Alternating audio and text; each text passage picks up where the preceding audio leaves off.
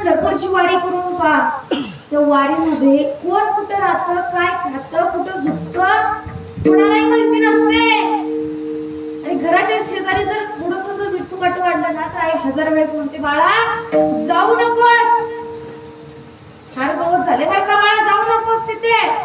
आई म्हणते, पण ते वारकरी कोण कुठे झोपतंय कोणाला माहिती नसते. पण माझा पांडुरंग परमात्मा एकाच्याही केसाला धक्का लागू देणार नाही, इतका अंतःकरणामधला भाव ओळखून घेणार माझा परमात्मा. एवढा भाव ओळखतो आणि चतुर सुद्धा आहे बरं का, फार चतुर आहे.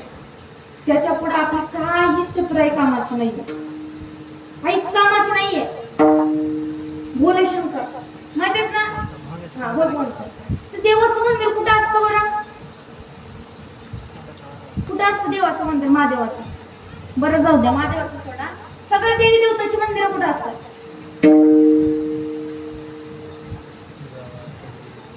आता संपत आलंय, आता तरी बोला कुठे कुठं असतात मंदिरं? गावातच असतात ना सगळ्या देवी देवताची मंदिरं. आणि हा भोले बाबा कुठं असतो? गावच्या बाहेर. कुठं? शमशानभूमीमध्ये. त्याला माहितीये गावात राहिलं तर गावचे लोक मला जगू देणार नाही, म्हणून तर गावची बाईक असतात. भगवान किती चतुर आहे माहितीये का. एक वेळेस काय झालं, शतकोटी ग्रंथांवर ना देव दानव मानवचे भांडण चाललंय. कशावर? शतकोटी ग्रंथावर. कोणाकोणाचे भांडणं चालू झाले? देव, दानव आणि मानव, तिघांचे भांडण चालू झाले. आणि तिघही विष्णू भगवंताकडे गेले. विष्णू भगवंताला म्हणाले, देवा शतकोटी ग्रंथाची वाटणी करायची आहे आणि वाटणी करून द्या तुम्ही. विष्णू भगवंत म्हणाले, वाटणी करून देण्यासाठी मी योग्यतेचा नाही, योग्य पात्रतेचा नाही, आणि योग्य पात्रतेची एकच व्यक्ती आहे, ती म्हणजे भोले शंकर. त्यांच्याकडे जाऊ, मग ती वाटणी करून देतील. सगळे गेले भोले शंकराकडे. विष्णू भगवंताने म्हणले, देवा शतकोटी ग्रंथाची वाटणी करायची आणि वाटणी करण्यासाठी तुम्हीच योग्यतेचे आहात, वाटणी करून द्या. ठीक आहे म्हणले, मी वाटणी करून देतो, काय हरकत नाही. शतकोटी ग्रंथ घेतला आणि त्या शतकोटी ग्रंथामध्ये 100 कोटी श्लोकाचा एक ग्रंथ असतो. किती? 100 कोटी. किती श्लोक असतात? 100 कोटी श्लोक असतात. आणि तसा एक ग्रंथ आहे आणि त्या ग्रंथाची आता वाटणी करायची. मॅथ पक्क आहे का? मॅथ गणित काय ना. हा आता विचारलेल्या प्रश्नाची पटपट उत्तर द्यायची बरं. किती कोटीचा असतो? किती कोटी श्लोक असतात? 100 कोटी. आता त्याची वाटणी करायची. 30 कोटी उचलले देवाला दिले, 30 कोटी उचलले दानवाला दिले, 30 कोटी उचलले मानवाला दिले, खाली किती राहिले? 10. 3 कोटी उचलले देवाला दिले, 3 कोटी उचलले दानवाला दिले, 3 कोटी उचलले मानवाला दिले, खाली किती राहिले? 1. 30 लाख उचलले देवाला दिले, 30 लाख उचलले दानवाला दिले, 30 लाख उचलले मानवाला दिले, खाली किती राहिले? 3 लाख उचलले देवाला दिले, 3 लाख उचलले दानवाला दिले, 3 लाख उचलले मानवाला दिले, खाली किती राहिले? किती राहिले?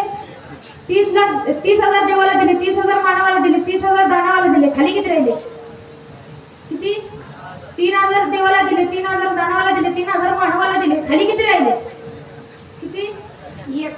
300 श्लोक देवाला दिले, 300 श्लोक दानवाला दिले, 300 श्लोक मानवाला दिले, खाली किती राहिले? 30 श्लोक देवाला दिले, 30 श्लोक दानवाला दिले, 30 श्लोक मानवाला दिले, खाली किती राहिले? 3 श्लोक देवाला दिले, 3 श्लोक दानवाला दिले, 3 श्लोक मानवाला दिले, खाली किती राहिले? 1 श्लोक राहिला. किती? 1 श्लोक राहिला तरी देव दानव मानव म्हणू लागले की ही 1 श्लोक कोणाचं आहे? शिवशंकर म्हणाले, काळजी करू नको, एका श्लोकाची सुद्धा मी वाटणी करतो.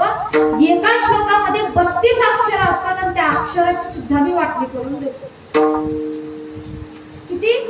32 अक्षर असतात.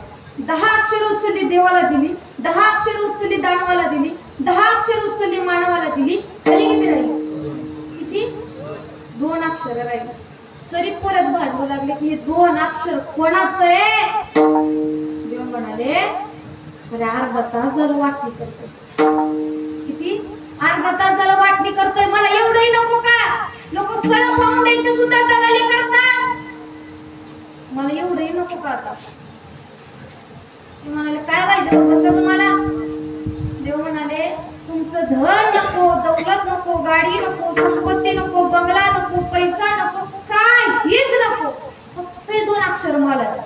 काय 2 अक्षर मला द्या. आणि 2 अक्षर साधी नव्हती. एक होता रा, दुसरं होतं म. आणि रामाचीकडे आला तर शतकोटी ग्रंथाला अर्थ. एवढा चतुर आहे का नाही चतुर? आणि चतुर आहे ना, काढले ते 2 शब्द. एवढा चतुर आहे. त्याच्या चतुराई पुढे आपला चतुराई काहीच कामाची नाही. देव चतुर जाणवणे अंतर वर्तत. एकदा सर्वांनी प्रेमाने